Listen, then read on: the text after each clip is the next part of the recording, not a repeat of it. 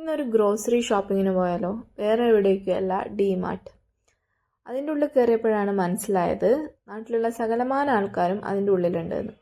അത്രയും റഷിൽ കയ്യിൽ കിട്ടാവുന്ന സാധനങ്ങളൊക്കെ എടുത്ത് നമ്മൾ ബില്ലടിക്കാൻ ക്യൂ നിന്നു. അങ്ങനെ ബില്ലൊക്കെ അടിച്ച് ക്യാഷൊക്കെ പേ ചെയ്ത് നമ്മൾ അവിടെ നിന്ന് ഇറങ്ങിയിട്ട് നമ്മൾ പോയത് വേറെ എവിടേക്കല്ല, ഫൺ മോളിലേക്കാണ്. ഒരു ക്ലോക്ക് വാങ്ങിക്കണം.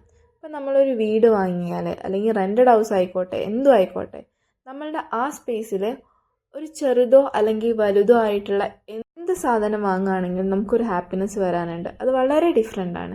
അങ്ങനെ നമ്മൾ ഹോം സെൻറ്ററിൽ കയറി ഒരു ക്ലോക്ക് വാങ്ങിച്ചു. അത് കഴിഞ്ഞ് നമ്മൾ അൺലിമിറ്റഡിലൊന്ന് കയറി ജസ്റ്റ് റൗണ്ട് അടിച്ച് അവിടെ നിന്ന് ഇറങ്ങി.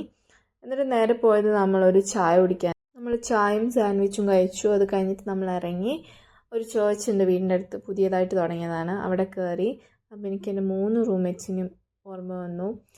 എൻ്റെ 3 റൂംമേറ്റ്സും ക്രിസ്ത്യൻസ് ആയിരുന്നു കോളേജിങ് ടൈമിൽ. നല്ല അടിപൊളി ചേർച്ചായിരുന്നു കേട്ടോ. കണ്ടാൽ അറ്റ്മോസ്ഫിയറൊക്കെ ഒരുപാട് നന്നായിരുന്നു. പിന്നെ തിരിച്ച് നമ്മൾ വീട്ടിലെത്തി.